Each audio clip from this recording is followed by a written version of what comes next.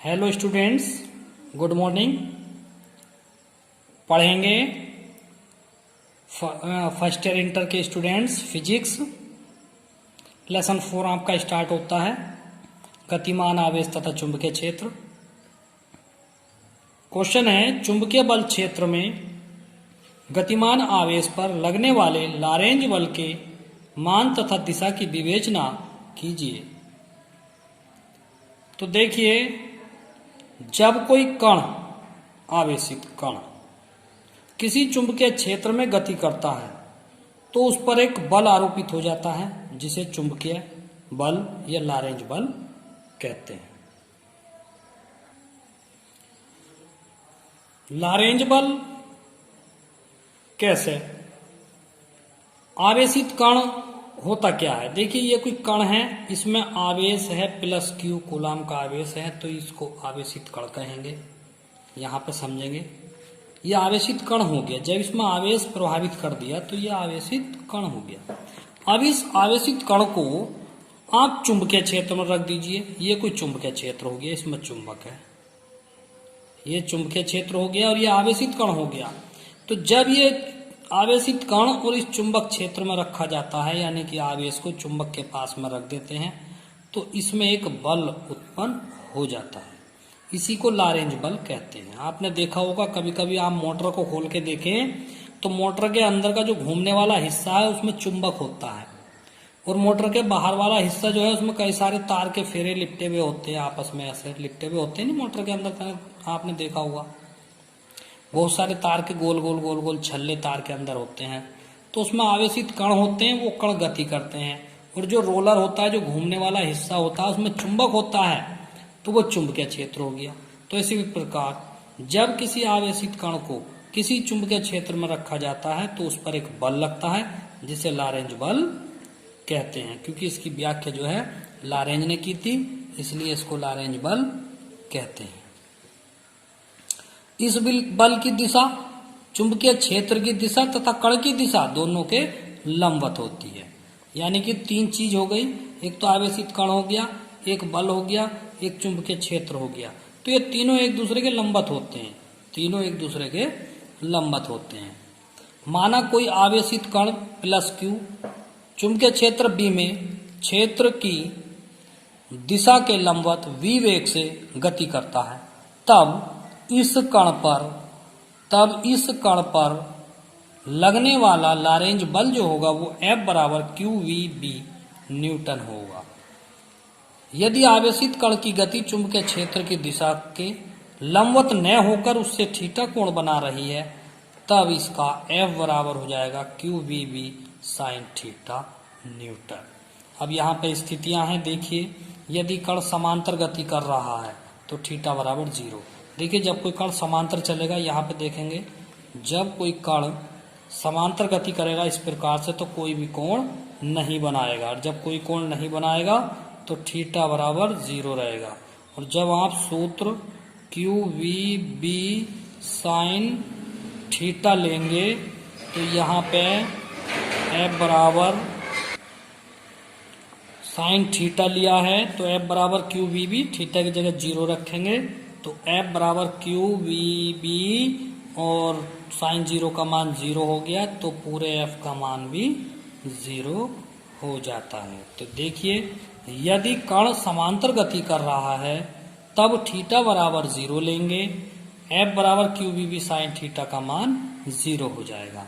स्थिति नंबर 2, जब यदि कण लंबवत गति कर रहा है तो थीटा 90 अंश लेंगे, और जब थीटा 90 अंश लेंगे तो देखिए, यहाँ जब हम हल करेंगे तो F बराबर QVB साइन थीटा, ठीक है, तो F बराबर QVB साइन थीटा की जगह आप 90 रख दीजिए, तो F बराबर QVB और साइन 90 का मान होता है 1।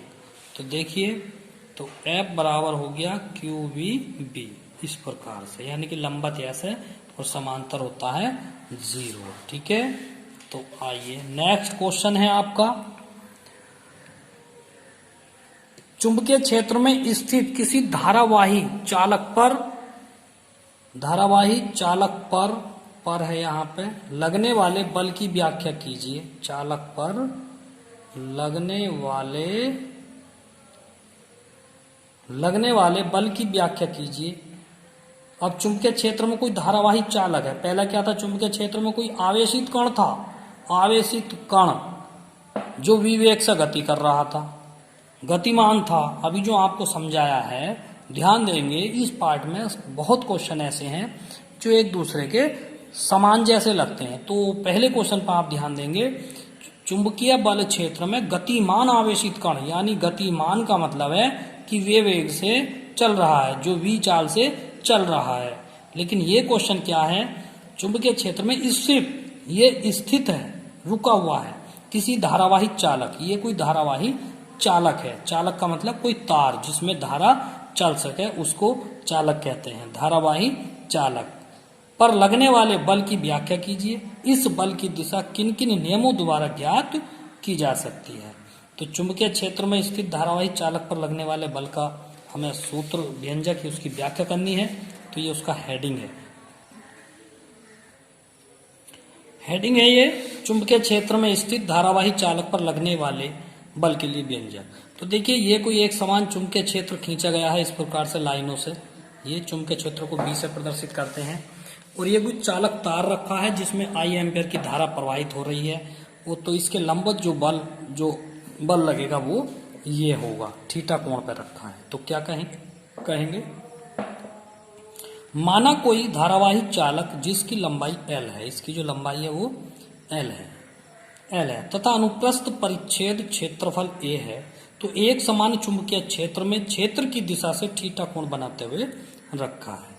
माना चालक के प्रति एकांक आयतन में मुक्त इलेक्ट्रॉनों की संख्या n है। जो चालक में जो इलेक्ट्रॉन प्रवाहित हो रहे हैं उनकी संख्या n है तथा अनुगमन वेग vd है। अतः चालक में प्रवाहित धारा जो होगी वो I बराबर NEAVD, ये पिछले पार्ट में लिखवाया था आपको, ठीक है, समीकरण 1 हो गई। अतः चुंबकीय क्षेत्र के कारण प्रत्येक इलेक्ट्रॉन पर जो बल लगेगा चुंबकीय क्षेत्र के कारण वो लगेगा QVV साइन थीटा। ये वही है, देखिए QVV साइन थीटा इस प्रकार से है। तो F बराबर सूत्र था QVB साइन थीटा। तो ये वही वाला सूत्र है, Q की जगह E ले लिया क्योंकि Q भी आवेश है और E आवेश है, ये इलेक्ट्रॉन का प्रदर्शित करते हैं। और V क्या है, अनुगमन वेग, तो VD कर दिया। और B साइन थीटा वही है जो अभी सूत्र तुमने लिखा है, ठीक, इस प्रकार से। तो F1 बराबर EVD, D है ये, B साइन थीटा। तो पूरे चालक का आयतन अगर AL है तो AL कैसा बनेगा, देखो, क्षेत्रफल और गुणा लंबाई, ये बनता है आयतन। क्योंकि आयतन में 3 भुजाएं होती हैं, तो क्षेत्रफल में 2 तो हो गई और 1 ये होगी तीसरी, तो 3 भुजाओं का गुणनफल यानी कि आयतन होता है। क्षेत्रफल को A से प्रदर्शित करते हैं और लंबाई को L से दिखाते हैं, तो क्षेत्रफल बन गया AL, ठीक है। आइए, तो AL है, अतः पूरे चालक में मुक्त इलेक्ट्रॉनों की संख्या जो होगी वो NaL हो जाएगी। अतः धारावाही चालक पर लगने वाला बल F बराबर होगा एक इलेक्ट्रॉन पर लगने वाला बल और इलेक्ट्रॉनों की संख्या, यानी कि एक इलेक्ट्रॉन पर जितना बल लगेगा फिर सारे इलेक्ट्रॉनों पर लगना शुरू हो जाएगा, तो सबकी गुणा कर देंगे। तो एक इलेक्ट्रॉन पर कितना बल लग रहा है, F1 गुणा NaL। F1 का मान रखेंगे EVB साइन थीटा NaL। इन सबको तुम एक साथ ले आओ, NaEVD B sine theta L।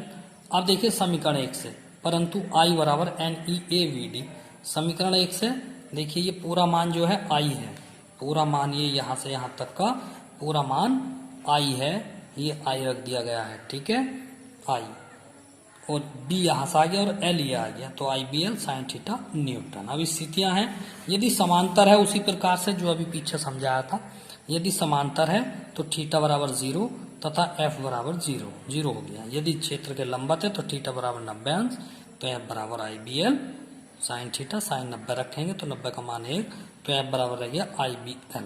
ये अधिकतम होगा, यहाँ पे न्यूनतम होगा, यानी कि लंबवत है तो अधिकतम और समांतर है तो न्यूनतम बल होता है। बहुत आसान क्वेश्चन है। चुंबकीय क्षेत्र में स्थित धारावाही चालक पर लगने वाले बल की दिशा 2 नियमों से ज्ञात की जा सकती है। क्वेश्चन नहीं है, उसी क्वेश्चन का हेडिंग है ये।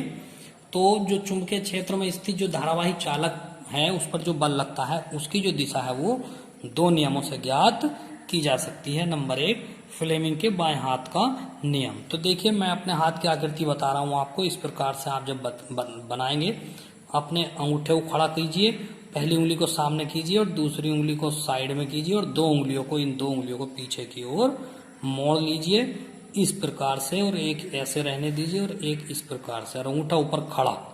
तो देखिए फ्लेमिंग का हाथ बन गया, फ्लेमिंग के बाएं हाथ का नियम बन गया। यहाँ पे आप F लिख लीजिए अंगूठे पे, अंगूठा F को बताएगा, ये वाली उंगली चुंबकीय क्षेत्र B की दिशा को बताएगी और ये जो है धारा I की दिशा को बताएगी। तो देखिए किस प्रकार से है ये आकृति और मेरे हाथ की आकृति सेम है। तो आइए लिखते हैं इसकी परिभाषा को। तो देखिए यदि हम अपने बाएं हाथ के अंगूठे तथा उसके पास वाली दोनों उंगलियों को इस प्रकार फैलाएं कि तीनों एक दूसरे के लंबवत हैं, तब यदि पहली उंगली चुंबकीय क्षेत्र B की दिशा को बताएगी तथा दूसरी उंगली धारा I की दिशा को प्रदर्शित करे, तो अंगूठा जो बताएगा वो चालक पर लगने वाले बल की दिशा को बताएगा। बहुत आसान है। जब आपको दिशा ज्ञात करनी है तो आप क्या करेंगे, एक उंगली को चुंबकीय क्षेत्र की दिशा की तरफ ले जाइए, दूसरी उंगली को धारा I की दिशा में ले जाइए, तो जिधर को आपका अंगूठा होगा वही चुंबकीय बल की दिशा होगी। नियम नंबर 2 है दाएं हाथ की हथेली का नियम नंबर 2। दाएं हाथ की हथेली का, देखिए हथेली का छूट गया है, ये लिख दिया है मैंने। दाएं हाथ की हथेली का नियम नंबर 2। दाएं हाथ की हथेली के 2 नियम हैं, नंबर 1 अलग है, नंबर 2 ये वाला है। तो नंबर 1 शामिल इसमें नहीं करेंगे, इसमें नंबर 2 वाला शामिल करेंगे। तो देखिए अब आप दाएं हाथ की हथेली का नियम देखिए, मेरे हाथ को देखिए आप, तो इस तरह से करेंगे, ये हथेली को इस तरह से फैला लेंगे।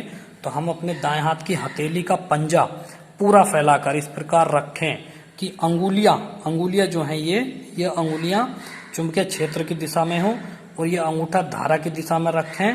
तब हथेली के लंबवत जैसे धक्का देते हैं हथेली से, तो हथेली के लंबवत जो दिशा होगी वही चालक पर लगने वाले बल की दिशा होगी।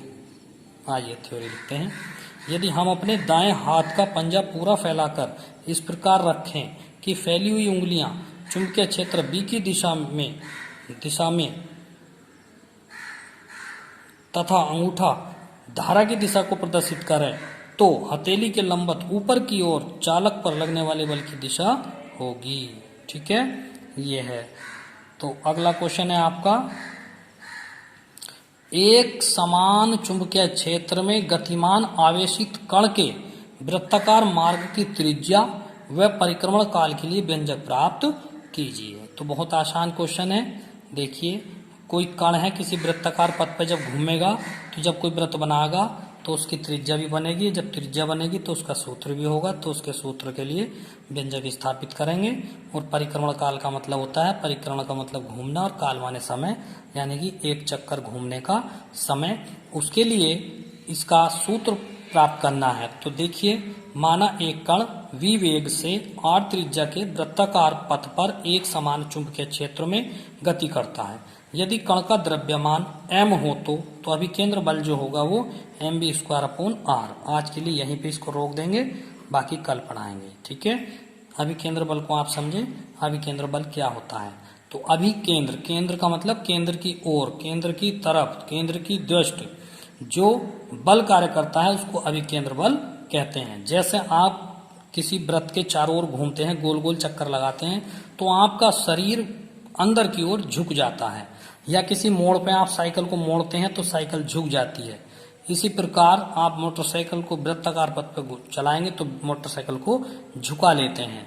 क्यों झुका लेते हैं? क्योंकि अंदर की ओर एक बल लगता है, वो बल ही उस बल को संतुलन में करने के लिए केंद्र जो की ओर एक बल लग जाता है, जिसे अभिकेंद्र बल कहते हैं। और उसका सूत्र है अभिकेंद्र बल बराबर mv²/r। ये अभिकेंद्र बल यहाँ तक समझा दिया गया है। कल आपको इससे आगे का समझाएंगे। पढ़ते रहें सभी बच्चे, सब्सक्राइब करें चैनल को, लाइक भी करें। ठीक है, और डेली पढ़ते रहें। Thank you.